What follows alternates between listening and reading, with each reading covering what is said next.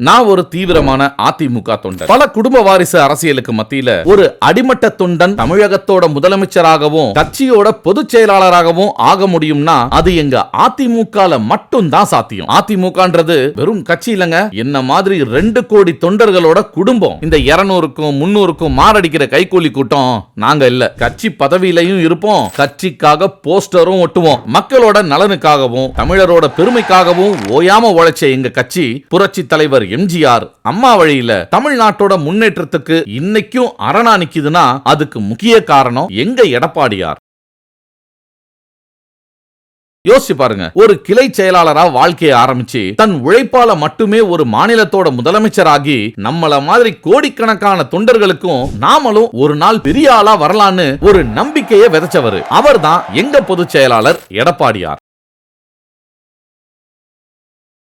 இந்தியாவுல வேற எந்த கட்சியில ஒரு கிளை செயலாளர் முதலமைச்சராயிருக்காரு? எங்க ஒருத்தர் சொல்லுங்க பாப்போம். அதிமுகவையும் அதிமுக தொண்டர்களையும் 2 கண்ணா நினைச்சு இப்ப வரைக்கும் அதிமுகவை பாதுகாத்துக்கிட்டு வராரு.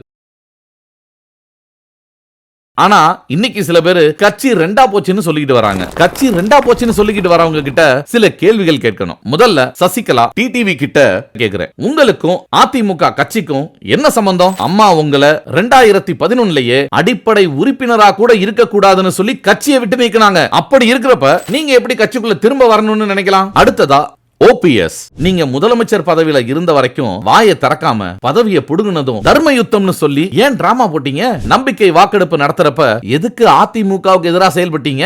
தொண்டர்கள் கோவிலா மதிக்கிற அதிமுக கட்சி அலுவலகத்தையே உடைச்சி நாசம் பண்ணிட்டு இப்ப அதிமுக சேர்த்துக்கோங்கன்னு சொல்றீங்க. எதிரி வீட்டுல அவகாசமா டீ குடிக்கிற நீங்களும் தொகுதி தொகுதியா போய் மக்கள் வெள்ளத்துல மிதந்துட்டு வர எங்க எடப்பாடியாரும் எப்படி ஒண்ணாக முடியும்?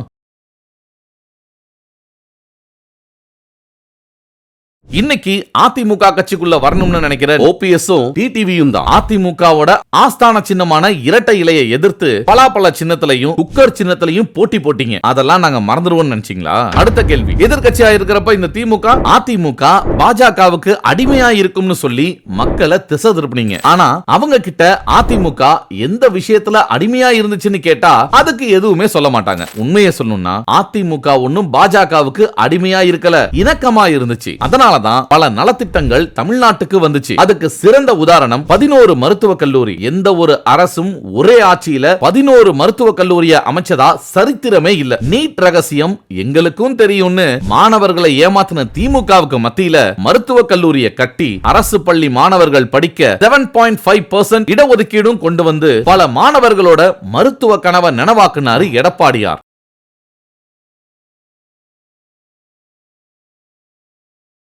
ஆனா இதெல்லாம் புரியாத திமுகவோட கூட்டணி கட்சிகள் திமுக சொல்றதையே வேதவாக்கா நினைச்சு அவங்களும் அதிமுக பாஜகவுக்கு அடிமையா இருக்குன்னு சொல்றாங்க. உண்மையை சொல்ல போனா அடிமையா இருக்கிறது நீங்க தான். தமிழ்நாட்டுல கள்ளசாராய மரணம், பாலியல் குற்றம்னு பல அக்கிரமங்கள் நடந்தப்ப எது நடந்தாலும் வாயை திறக்காம கட்சியை அடமானம் வச்சது மட்டும் இல்லாம அறிவாலயத்துக்கு கொத்தடிமையாவும் இருக்கீங்க. எடப்பாடியார 10 தோல்வி பழனிசாமின்னு சொல்ற திமுக தான் கொஞ்ச வருஷத்துக்கு முன்னாடி எதிர்கட்சியா இருக்க கூட அருகதை இல்லாம இருந்துச்சு.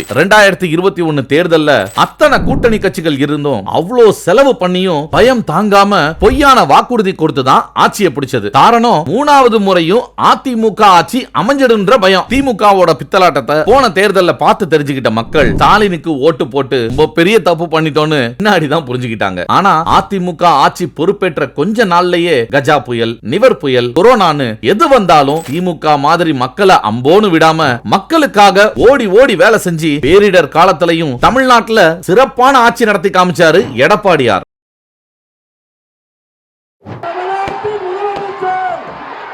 அதிமுக மக்கள் நலன்ல அக்கறை உள்ள கட்சியா இருக்கிறதுனாலயே மக்கள் கிட்ட அதிமுக மேல இருக்கிற நம்பிக்கைய என்னைக்கும் யாராலையும் அழிக்க முடியாது. எது பண்ணாலும் அதுல விளம்பரம் தேடுற இப்ப இருக்கிற பொம்மை முதல்வர் எடப்பாடியார் கால் தூசிக்கு கூட வரமாட்டாருன்றத மக்கள் இப்ப தெளிவா தெரிஞ்சுக்கிட்டாங்க.